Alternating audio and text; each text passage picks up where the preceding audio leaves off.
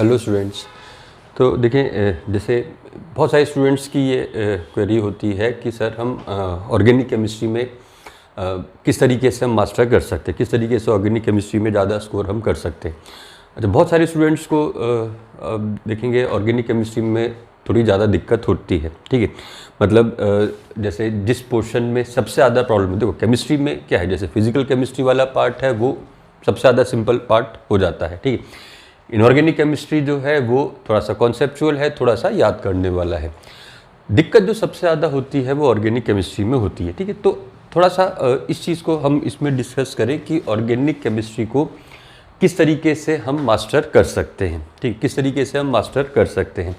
तो देखो, इसके लिए थोड़ा सा जो है वो कुछ चीज़ें समझनी पड़ेंगी, कुछ थोड़ा स्ट्रेटेजी बनानी पड़ेगी। तो देखो, स्ट्रेटेजी जो हम बना सकते हैं वो बेसिकली इन 5 चीज़ों को मिला के, ठीक है, इन 5 चीज़ों को मिला के जो है हम स्ट्रेटेजी बना सकते हैं। डी क्या है? डिसिप्लिन, सबसे इंपॉर्टेंट चीज़। ठीक है, डिसिप्लिन। डिसिप्लिन मतलब क्या हुआ? देखो, जैसे ऑर्गेनिक केमिस्ट्री में क्या है, जैसे दिक्कत ज़्यादा होने का कारण क्या है, इसमें जो है थोड़ा सा डिसिप्लिन मेंटेन करना पड़ता है। डिसिप्लिन मतलब क्या हुआ?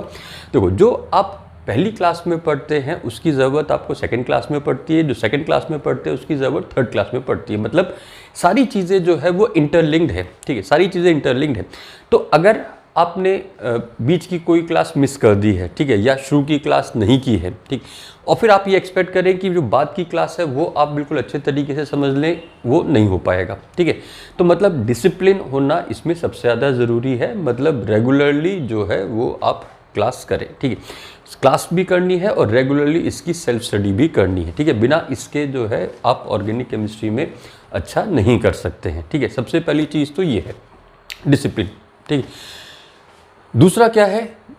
दूसरा क्या है, जैसे देखो, जैसे फिजिकल केमिस्ट्री है। फिजिकल केमिस्ट्री में क्या है? फिजिकल केमिस्ट्री में जैसे पहले आपने सपोज करो कि जैसे मोल कॉन्सेप्ट पढ़ लिया, ठीक है, उसके बाद आप दूसरा चैप्टर कौन सा पढ़ रहे हैं उससे कोई फर्क नहीं पड़ता। जैसे दूसरा चैप्टर आप गैसियस स्टेट भी ले सकते हैं, थर्मोडायनामिक्स भी ले सकते हैं, इक्विलिब्रियम भी ले सकते हैं, कुछ भी ले सकते हैं। ठीक है, ठीक है, थोड़ा बहुत इंटर रिलेशनशिप होता है लेकिन बहुत ज़्यादा नहीं है। मतलब ऐसा नहीं है कि अगर आप थर्मोडायनामिक्स से पहले इक्विलिब्रियम पढ़ लेंगे तो आपको कुछ प्रॉब्लम आएगी, या इक्विलिब्रियम से पहले थर्मोडायनामिक्स पढ़ लेंगे तो कोई प्रॉब्लम आएगी। ठीक है, थोड़ा बहुत फर्क पड़ता है लेकिन इतना ज़्यादा नहीं। ऑर्गेनिक केमिस्ट्री में ऐसा नहीं है। ऑर्गेनिक केमिस्ट्री में प्रॉपर सीक्वेंस है। जब तक आप उस सीक्वेंस को फॉलो नहीं करेंगे तब तक आप अच्छे तरीके से ऑर्गेनिक केमिस्ट्री को नहीं कर सकते। ठीक है, एक तो ये चीज़ है। दूसरा सबसे इंपॉर्टेंट चीज़ हो जाती है बेसिक्स। ठीक है, बेसिक्स वैसे तो किसी भी सब्जेक्ट में मैटर करते हैं लेकिन ऑर्गेनिक केमिस्ट्री में बहुत ज़्यादा मैटर कर जाते हैं। बेसिक्स में हम देखो क्या रख रहे हैं। बेसिक्स में हम रख रहे हैं एक तो IUPAC नोमेनक्लेचर। ठीक है, निगलेक्टेड पार्ट है, बिल्कुल निगलेक्टेड पार्ट है। स्टूडेंट जब तैयारी करते हैं तो नोमेनक्लेचर वाला पार्ट नहीं करते हैं, ये सोच के कि अरे ये तो बहुत सिंपल है, ये तो हम कर लेंगे, या तो ये इतना सिंपल है कि इतना सिंपल क्वेश्चन आएगा नहीं एग्जाम में, या अगर आएगा भी तो हम कर लेंगे। ठीक है, तो ऐसा नहीं है। ठीक है, तो IUPAC को जो है वो, क्योंकि क्वेश्चन इसको आते रहते हैं, जैसे देखेंगे आप पिछले साल के क्वेश्चंस देखेंगे तो IUPAC को लेके क्वेश्चंस आते रहते हैं। ठीक है, तो इसलिए नोमेनक्लेचर जो है वो प्रॉपर्ली करना ज़रूरी है। अच्छा, करना कैसे है ये भी देखो समझ लें। होता क्या है कि जैसे बुक्स है, जैसे आप लोग बुक्स फॉलो करते हैं तो कई बुक्स में क्या होता है, नोमेनक्लेचर के बहुत बड़े बड़े क्वेश्चन दे दिए, बहुत बड़े बड़े क्वेश्चन दे दिए हैं, 3-4 रिंग जोड़ दी हैं और फिर उसमें अलग अलग स्ट्रक्चर बना दिए, अलग अलग शेप बना दी हैं, फिर पूछा जा रहा है इसका क्या नाम है। ठीक है, तो हमें अपने एग्ज़ाम के लेवल का ध्यान रखना है। ठीक है, किस टाइप के क्वेश्चन पूछे जाते हैं इसका ध्यान रखना है। कभी भी जेई में या नीट में इस टाइप के क्वेश्चन नहीं पूछे गए हैं नोमेनक्लेचर के जो बहुत ज़्यादा कॉम्प्लिकेटेड हो। ठीक है, जिसमें पूरे 5-10 फंक्शनल ग्रुप जोड़ दिए हैं, बहुत बड़ा सा स्ट्रक्चर बना दिया, ऐसा क्वेश्चन कभी आपको नहीं मिलेगा। बुक्स में आपको मिल जाएगा लेकिन कभी भी किसी भी कॉम्पिटिटिव एग्जाम में, कॉम्पिटिटिव एग्जाम मतलब हम जेई और नीट की बात कर रहे हैं, उसमें ऐसा क्वेश्चन नहीं पूछा गया है। ठीक है, तो वैसा बड़ा लंबा चौड़ा क्वेश्चन आप करेंगे तो ठीक है, वो थोड़ा करने में अच्छा लगता है, थोड़ा सेटिस्फैक्शन मिलता है कि हाँ हम बहुत हाई फाई क्वेश्चन कर रहे हैं, लेकिन एग्जामिनेशन पॉइंट ऑफ व्यू से उससे कोई फायदा नहीं होगा। ठीक है, फायदा किस चीज़ से होगा? बिल्कुल बेसिक्स का ध्यान रखें। नोमेनक्लेचर अगर आप देखेंगे जो क्वेश्चन पूछे गए हैं वो बिल्कुल बेसिक रूल को लेके क्वेश्चन पूछे गए हैं, कभी भी बहुत हाई फाई क्वेश्चन नहीं पूछा गया। बेसिक रूल थोड़ा बहुत चेंज कर दिया गया। मतलब जैसे एक सिंपल सा एग्जांपल लें कि जैसे मान लो ये है और ये है, ठीक है, तो इनके नाम में क्या अंतर है? ठीक है, बिल्कुल बेसिक चीज़ है, बिल्कुल सिंपल सी चीज़ है। ठीक है, फिर जो फंक्शनल ग्रुप है उसका IUPAC के हिसाब से क्या नाम होता है? फिर कुछ फंक्शनल ग्रुप होते हैं कि जिनमें एक से ज़्यादा तरीके से नाम लिखे जा सकते हैं। तो इस टाइप के क्वेश्चन जो है वो पूछे गए हैं नोमेनक्लेचर में।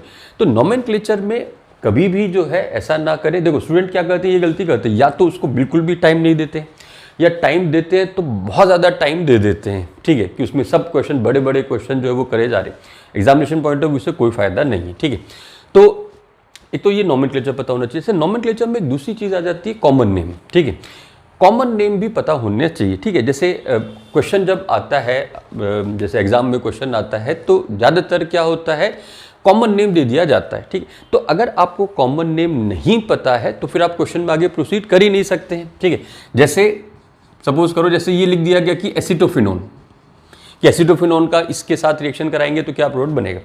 तो अब अगर आपको यही नहीं पता कि एसिटोफिनोन क्या है तो आप इसमें आगे प्रोसीड नहीं कर सकते। ठीक है, तो कॉमन नेम जो है वो पता होने चाहिए। ठीक है, अब इसमें आप ये बोल सकते हैं कि भाई कॉमन नेम हमें कैसे पता लगेंगे। ठीक है, या कॉमन नेम हम याद कैसे करें। तो देखो, कॉमन नेम का मतलब कॉमन नेम होता है, याद करने की ज़रूरत नहीं है, वो अपने आप याद हो जाएंगे। अपने आप याद हो जाएंगे जब आप पूरी ऑर्गेनिक केमिस्ट्री पढ़ेंगे, तो जब आप क्वेश्चन करेंगे तो अपने आप आपको जो है ये नाम मिलते रहेंगे। जैसे एसिटोफिनोन है तो जब आप एल्डिहाइड कीटोन की केमिस्ट्री में पहुंचेंगे तो अपने आप आपको पता लग जाएगा, क्योंकि इसके ऊपर बहुत सारे क्वेश्चन आपको मिल जाएंगे। ठीक है, तो कॉमन नेम जो है वो ध्यान में रखने हैं, लेकिन ऐसा भी ना करें कि क्या है कि जैसे देखोगे कई बुक्स में फिर से पूरे 200-250 जो कॉमन नेम है उनकी लिस्ट दे दी जाती है। ठीक है, कोई ज़रूरत नहीं है वो सब याद करने की। ठीक है, वो कॉमन नेम का मतलब कॉमन नेम है जो मतलब कॉमनली यूज़ किए जाते हों। वो कंपाउंड भी तो ऐसे होने चाहिए जो कॉमनली यूज़ किए जाते हो। ठीक है, तो इसमें भी यही चीज़ करनी है, जो जितने जो बेसिक्स जो कॉमन कंपाउंड्स हैं उनके कॉमन नेम जो है वो आपको याद रखने। ठीक है, बेसिक्स का दूसरा जो सबसे इंपॉर्टेंट हो जाता है, पार्ट हो जाता है GOC। ठीक है, GOC क्या है? GOC पूरा फाउंडेशन है, पूरी ऑर्गेनिक केमिस्ट्री का फाउंडेशन है।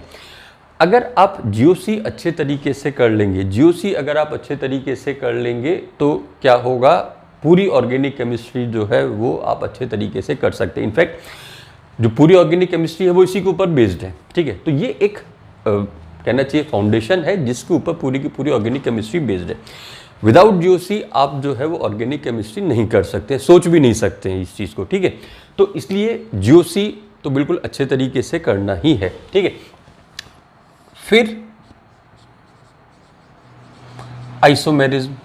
ठीक है, आइसोमेरिज्म को वैसे GOC का पार्ट भी मान सकते हैं, अलग भी, चलो हम अलग से लिख लेते हैं आइसोमेरिज्म। ठीक है, ये ऐसी चीज़ें हैं, जैसे हम बात कर रहे हैं IUPAC की बात कर रहे हैं और GOC की बात कर रहे हैं, आइसोमेरिज्म की, ये जो है पूछा जाता है। जैसे ये मतलब पूरी ऑर्गेनिक केमिस्ट्री में इनकी ज़रूरत पड़ती है। ठीक है, तो इसलिए ये आइसोमेरिज्म जो है ये भी हम बेसिक सी कैटेगरी में रखेंगे और ये अच्छे तरीके से क्लियर होना चाहिए।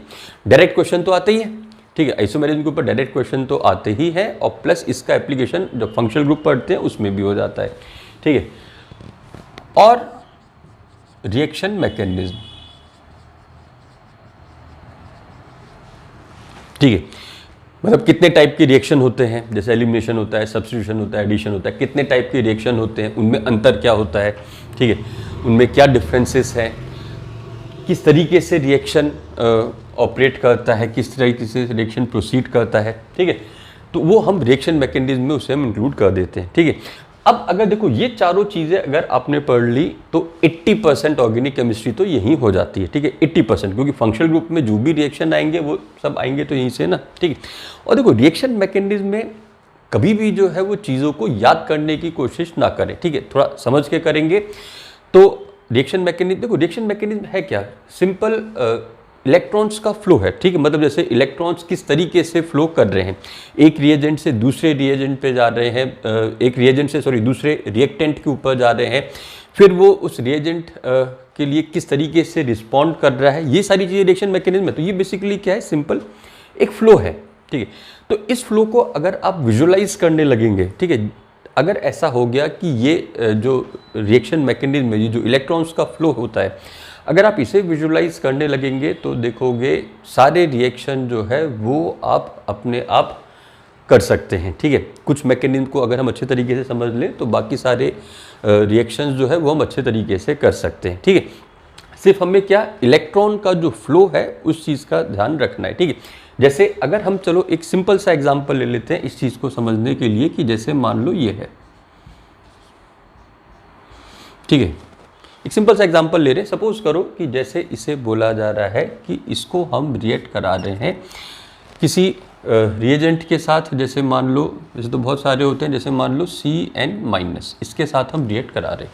ठीक है, तो अब क्या होगा, तो देखो सिंपल ये सोचें कि जैसे इसके ऊपर नेगेटिव चार्ज है। ठीक है, तो नेगेटिव चार्ज है तो ये अपने इलेक्ट्रॉन का फ्लो कहाँ पे कराएगा, उधर की तरफ कराएगा जहाँ पे पॉजिटिव चार्ज हो। तो पॉजिटिव चार्ज, अब इधर देखो, कार्बन और ऑक्सीजन में किसकी इलेक्ट्रोनेगेटिविटी ज़्यादा है, ऑक्सीजन की इलेक्ट्रोनेगेटिविटी ज़्यादा है, तो इसके ऊपर पॉजिटिव चार्ज है। तो क्या होगा, ये इलेक्ट्रॉन इधर से इधर आ जाएंगे और ये इलेक्ट्रॉन इधर से इधर चले जाएंगे। तो देखो क्या हुआ, एक इलेक्ट्रॉन का फ्लो हुआ है, इधर से इलेक्ट्रॉन इधर आए और ये वाले इलेक्ट्रॉन इधर चले। तो सारे रिएक्शन मतलब मोस्ट ऑफ द रिएक्शन में इसी तरीके से इलेक्ट्रॉन का फ्लो होता है। तो ये अगर इलेक्ट्रॉन का फ्लो अगर आप दिमाग में विजुअलाइज कर लें तो क्या होगा, रिएक्शन मैकेनिज्म देखोगे बहुत सिंपल हो जाएगा। ठीक है, तो ये हम बोलेंगे कि ये पूरा का पूरा जो है वो ऑर्गेनिक केमिस्ट्री का बेसिक्स कह लो, या पूरी ऑर्गेनिक केमिस्ट्री जिसके ऊपर बेस्ड है वो यही चारों चीज़ें हैं, IUPAC, GOC, आइसोमेरिज्म और रिएक्शन मैकेनिज्म। जब तक आप इसे मास्टर नहीं कर लेते हैं तब तक आप ऑर्गेनिक केमिस्ट्री को मास्टर नहीं कर पाएंगे। ठीक है, तो बिना इसको अच्छे तरीके से किए आप ऑर्गेनिक केमिस्ट्री में आगे बढ़ नहीं सकते हैं और बढ़ने की कोशिश भी नहीं करनी चाहिए। ठीक है, इसी को अच्छे तरीके से हम करें। फिर नेक्स्ट आ जाता है, जैसे R हमने लिखा है, R क्या है, रेगुलरिटी। ये वही डिसिप्लिन जैसा है कि रेगुलरिटी, हम थोड़ा रेगुलरिटी मेंटेन करें, मतलब रेगुलरली जो है वो हम कुछ क्वेश्चंस जो है वो करते रहें। ऑर्गेनिक केमिस्ट्री में ऐसे नहीं करना है कि हम जो है वो सिर्फ थ्योरी पढ़े जा रहे हैं। ठीक है, कि क्वेश्चन हम बिल्कुल बाद में करेंगे, ऐसा नहीं। ठीक है, आप थ्योरी पढ़ रहे हैं, उसके ऊपर बेस्ड कुछ क्वेश्चन जो है वो आप रेगुलरली करने की कोशिश करें। ठीक है, फिर प्रैक्टिस।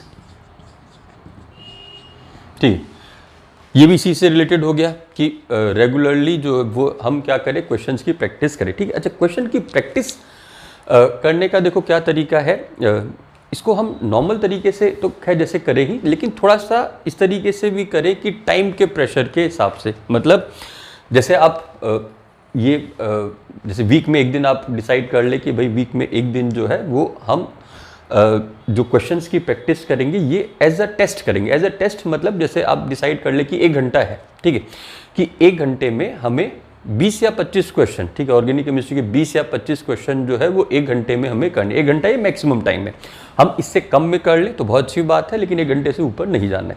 तो इससे क्या होगा कि थोड़ा सा जब टाइम का प्रेशर जब आपके ऊपर पड़ेगा तो आप थोड़ा सा अपनी वो स्किल डेवलप करेंगे कि ऑर्गेनिक केमिस्ट्री में क्वेश्चन हम गिवन टाइम फ्रेम में जो है वो कैसे कर लेंगे। ठीक है, क्वेश्चन, इसके लिए जो क्वेश्चन है वो आप कहीं से भी ले सकते हैं, कोई भी बुक आपके पास हो, कोई भी मटेरियल हो, कोई भी शीट हो, उससे आप रैंडमली कि आज जो है वो इस चैप्टर के हम शुरू के 20 क्वेश्चन या शुरू के 25 क्वेश्चन जो है वो करेंगे, इतने टाइम फ्रेम में करेंगे।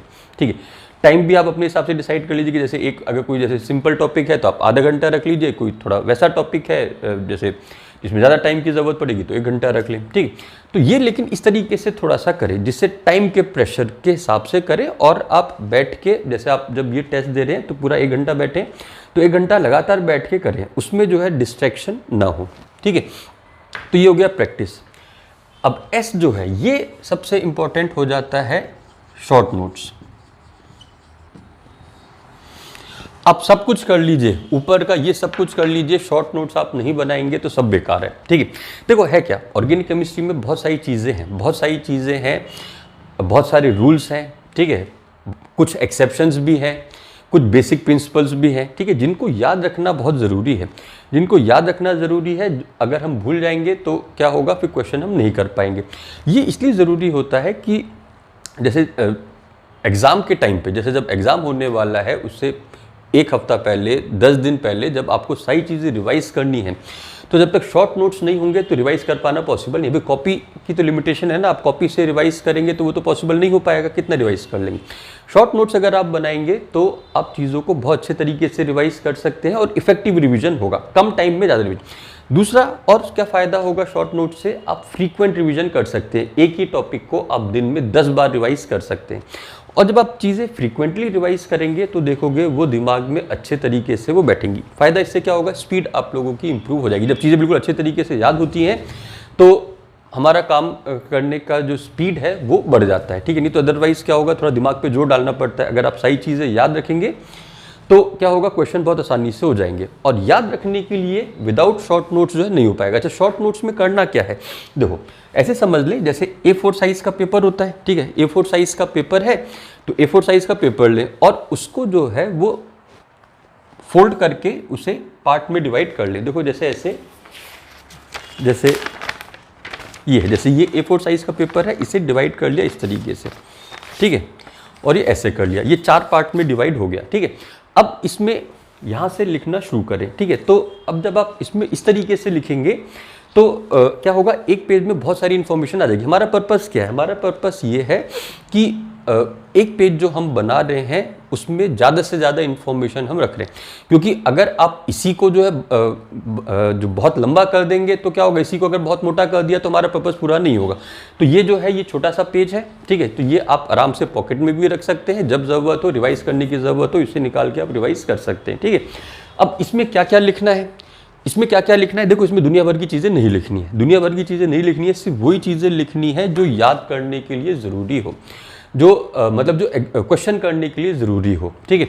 जैसे फॉर एग्जांपल, जैसे हमने क्या किया इसमें, सपोज करो जैसे रिएक्शन के पॉइंट ऑफ व्यू से हम भी बना रहे हैं, तो हमने क्या कर दिया, इसमें लिख लिया, जैसे मान लो कोई भी रिएक्शन है, जैसे हमने लिख लिया, जैसे मान लो एल्डोल रिएक्शन, ये हमने लिख लिया, ठीक है। तो अब इससे रिलेटेड जो की पॉइंट्स हैं वो हम यहीं पे लिख लें, ठीक है। मतलब कि जैसे ये रिएक्शन कौन देता है, ठीक है, कौन से कंपाउंड ये रिएक्शन देते हैं, फिर किस मीडियम में देते हैं, क्या रिएजेंट यूज़ किया जाता है, एसिडिक होता है, बेसिक होता है, प्रोडक्ट जो बनता है उसका नाम क्या है, ठीक है, प्रोडक्ट जो बन रहा है उसका नाम क्या है।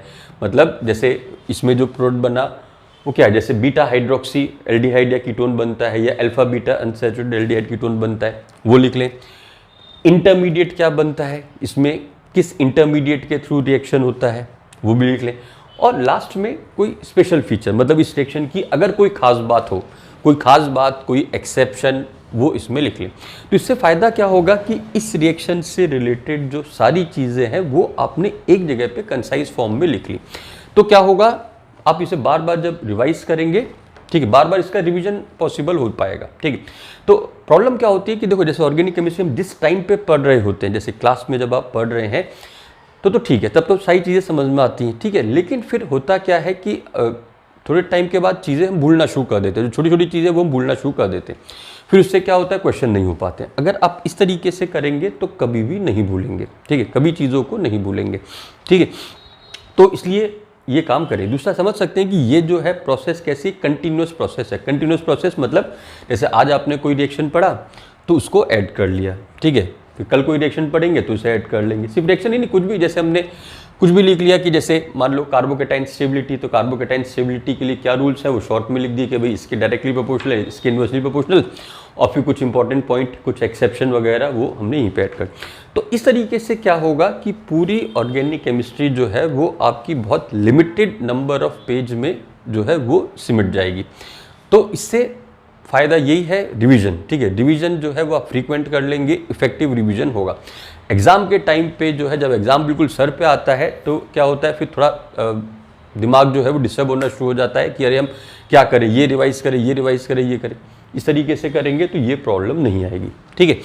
तो ये तो जो है जो आप लोगों को फॉलो करना चाहिए, ठीक है, अगर ऑर्गेनिक केमिस्ट्री में आपको मास्टर करना है तो। दूसरी चीज़ जो इसमें आ जाती है बुक्स, ठीक है। दूसरा एक क्वेश्चन ये हो जाता है कि बुक्स का हम क्या करें, ठीक है, कौन सी बुक लें। देखो ऑर्गेनिक केमिस्ट्री की बहुत सारी बुक्स अवेलेबल हैं, मार्केट में बहुत सारी बुक अवेलेबल है, बहुत अच्छी अच्छी बुक अवेलेबल है, ठीक है, किसी भी बुक की हम बुराई नहीं कर सकते। सब बहुत अच्छी अच्छी बुक्स हैं, इंडियन राइटर की भी हुई है, फॉरेन राइटर्स की भी है, ठीक है। तो अगर हम बुक्स की बात करें तो दो टाइप की बुक हो जाती है, एक टेक्स्ट बुक हो जाती है, एक प्रैक्टिस बुक हो जाती है, मतलब प्रॉब्लम बुक हो जाती है। तो टेक्स्ट बुक की अगर हम बात करें तो जो कॉमन बुक है, जो स्टैंडर्ड बुक है, जो अच्छी बुक्स हैं, सोलोमन्स, ठीक है, एक वेड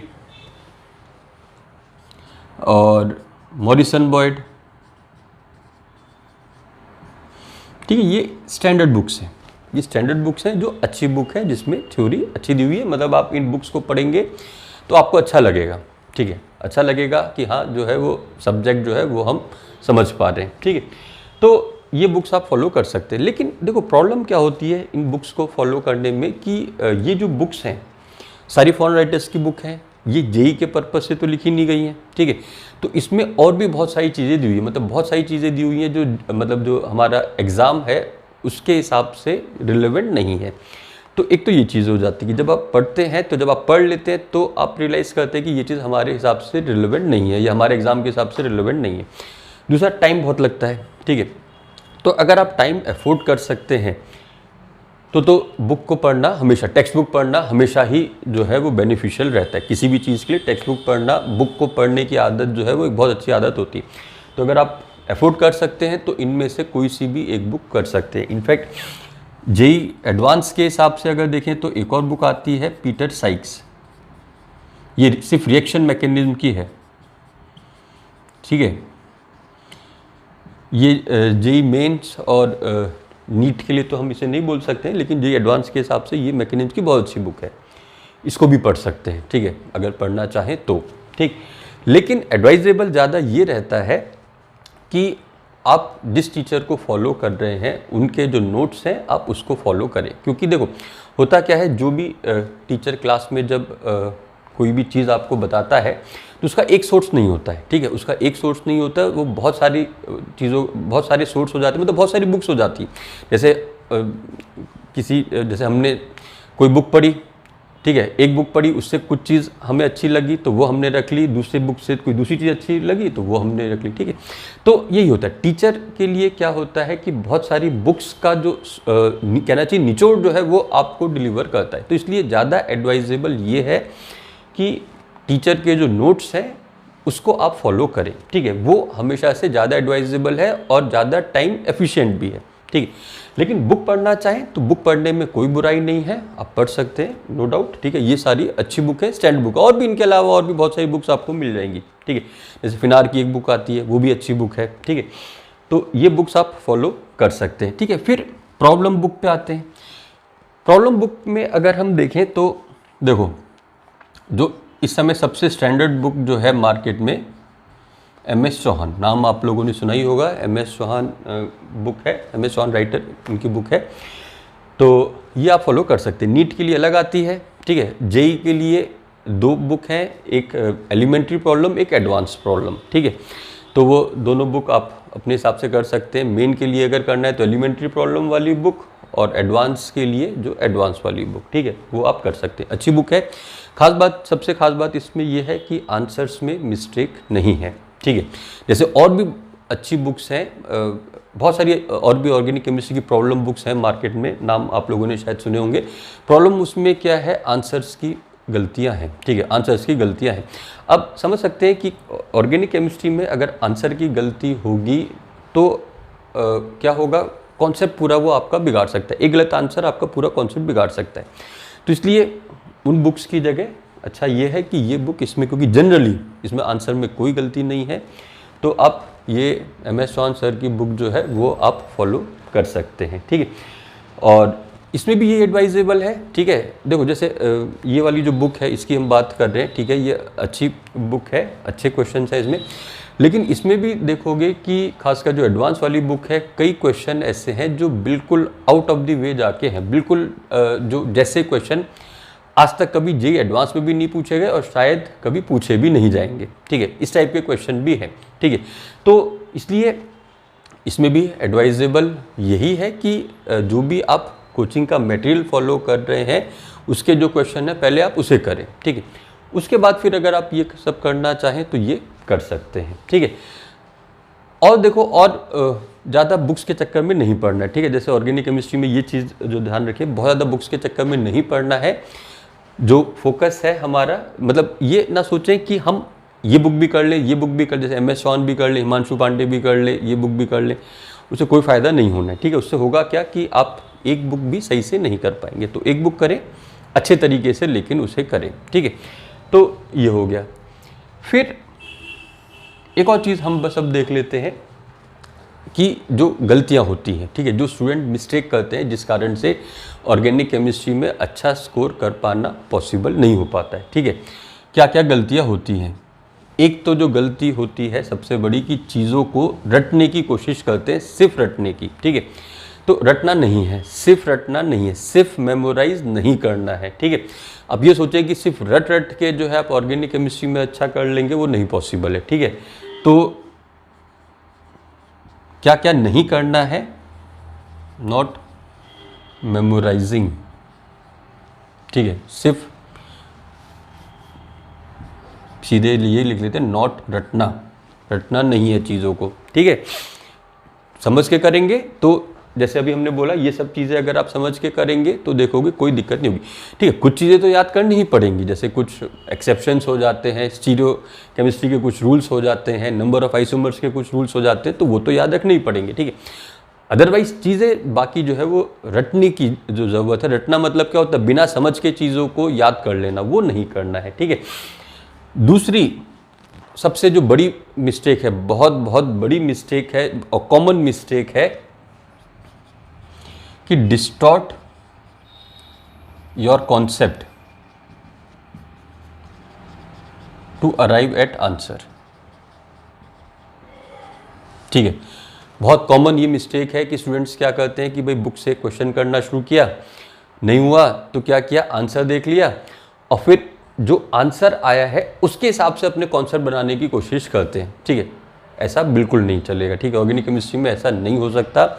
क्यों? क्योंकि एक तो ये है कि जो भाई आप आंसर को देख के कॉन्सेप्ट बना रहे हैं, तो वो क्या होगा, जुगाड़ हो गई, ठीक है। वो कॉन्सेप्ट नहीं हुआ, वो जुगाड़ हो गई, ठीक है। तो वो अब जुगाड़ तो जुगाड़ ही होती है, सब जगह तो नहीं चलेगी, ठीक है। तो इसलिए ऐसे नहीं करें, अपने कॉन्सेप्ट के ऊपर भरोसा रखें, ठीक है, और उन्हीं को फॉलो करके जो है वो आंसर निकालने की कोशिश करें, ठीक है। थोड़ा सा लगे रहेंगे तो फिर आपको समझ में आ जाएगा कि आप कहाँ पे मिस्टेक कर रहे हैं, ठीक है। तो ये ना करें, ठीक है। ये जो है वो बहुत बड़ी कॉमन प्रॉब्लम है ऑर्गेनिक केमिस्ट्री में, जो हम देखते हैं स्टूडेंट्स के साथ, ठीक है। आंसर देख के जो है वो क्वेश्चन का सॉल्यूशन बनाते हैं, ठीक। तो ये ना करें, ठीक। तो अब देखो, इन चीज़ों को अगर आप फॉलो करोगे तो ऑर्गेनिक केमिस्ट्री में डेफिनेटली जो है वो अच्छा स्कोर किया जा सकता है। और भी देखो, और एक दो चीज़ें और हैं, कुछ निगलेक्टेड टॉपिक्स हैं, कुछ निगलेक्टेड टॉपिक्स हैं जो जनरली स्टूडेंट्स जो है वो नहीं पढ़ते हैं, ठीक है। ये सोच के कि अरे ये ऐसी चीज़ है कि जो हम ऐसे ही कर लेंगे, ठीक है। क्या क्या इसमें इंक्लूड हो जाता है, ठीक है। एक तो नॉमेनक्लेचर तो है ही, जो अभी बताया था, और इसके अलावा कुछ टॉपिक्स हैं, जैसे बायोमोलिक्यूल है, ठीक है। जनरली स्टूडेंट इसे निगलेक्ट कर देते हैं, ठीक। जो मेडिकल वाले स्टूडेंट होते हैं वो इसको इसलिए निगलेक्ट कर देते हैं कि ये सोच के कि अरे ये सब तो हम बायो में पढ़ ही चुके हैं। जो IIT वाले बच्चे हैं वो इसलिए निगलेक्ट कर देते हैं कि अरे ये हमारे मतलब की चीज़ नहीं है, ठीक है। तो खैर, मतलब की चीज़ हो या नहीं हो, एग्जाम में क्वेश्चन इससे पूछा जाता है और बहुत पूछे जाते हैं, ठीक है। और स्कोरिंग है, सबसे बड़ी बात स्कोरिंग है, जरा से एफर्ट से इसमें बहुत अच्छा स्कोर किया जा सकता है। फिर प्रैक्टिकल ऑर्गेनिक केमिस्ट्री, ठीक है। Practical organic chemistry class 11th का एक चैप्टर हो जाता है, जिसमें क्या क्या चीज़ें हैं, प्यूरिफिकेशन ऑफ ऑर्गेनिक कंपाउंड और detection and identification of elements in organic compound, ये पार्ट इसमें आ जाता है। ये पार्ट भी ऐसा है जो स्टूडेंट जिसे निगलेक्ट कर देते हैं, लेकिन क्वेश्चन इससे देखो सीधा सीधा पूछा जाता है, खासकर JEE मेन में तो इससे बहुत क्वेश्चन पूछे जाते हैं, ठीक है। फिर chemistry in everyday life, last chapter है 12th का, केमिस्ट्री इन एवरीडे लाइफ। ये भी एक ऐसा टॉपिक है जो स्टूडेंट्स निगलेक्ट कर देते हैं। इसमें क्या है, ड्रग्स हैं, केमिकल्स हैं, उनका फॉर्मूला वगैरह जो है वो स्ट्रक्चर याद रखना पड़ता है, ठीक है। तो ये चीज़ भी निगलेक्टेड है। तो ये, और इनके देखो, इन तीनों टॉपिक को और नॉमेनक्लेचर को अगर मिला दो तो इन चारों को मिला के 2-3 क्वेश्चन तो हर साल आपको मिल जाएंगे, ठीक है। तो अब कम एफर्ट में अगर आप 2-3 क्वेश्चन अगर आपको मिल रहे हैं, सही मिल रहे हैं, तो फिर उससे बढ़िया क्या होगा, ठीक है। तो इन टॉपिक्स को पॉलीमर, हाँ एक और इसमें रह गया पॉलीमर, ये भी ऐसा ही टॉपिक है। मतलब ये ऐसे टॉपिक हैं कि जिसमें आपको दिमाग कम लगाना है, ठीक है, और मेमोराइज करना है। इसमें तो आपको बहुत सारी चीज़ें मेमोराइज करनी होंगी, खासकर जैसे पॉलीमर और एवरीडे लाइफ में, ठीक है। तो ये तो खैर है, अब ये है तो ये करना ही पड़ेगा, निगलेक्ट नहीं करना है, मतलब ठीक है। तो अगर आप इन चीज़ों को अगर आप करेंगे तो ऑर्गेनिक केमिस्ट्री में आप डेफिनेटली अच्छा कर सकते हैं, ठीक है। खासकर ये वाली जो बात थी जीओसी वाली, इसको अगर कर लेंगे तो रिएक्शन वाला पार्ट जो है वो आपका अपने आप अच्छा हो जाएगा, ठीक है। मेन चीज़ क्या है, थोड़ा सा इसमें देखो मेहनत की ज़रूरत है, ठीक है। ये मतलब जैसे पहले ही बताया था डिसिप्लिन, तो इसमें थोड़ा सा डिसिप्लिन और एफर्ट की ज़रूरत है। ऐसे नहीं हो सकता है कि मतलब हम कम एफर्ट में इसे अच्छे तरीके से कर लें, ठीक है। अब कई स्टूडेंट ये बोलते हैं कि भाई ठीक है हम ऑर्गेनिक केमिस्ट्री नहीं करेंगे, हम छोड़ देंगे, बाकी कर लेंगे।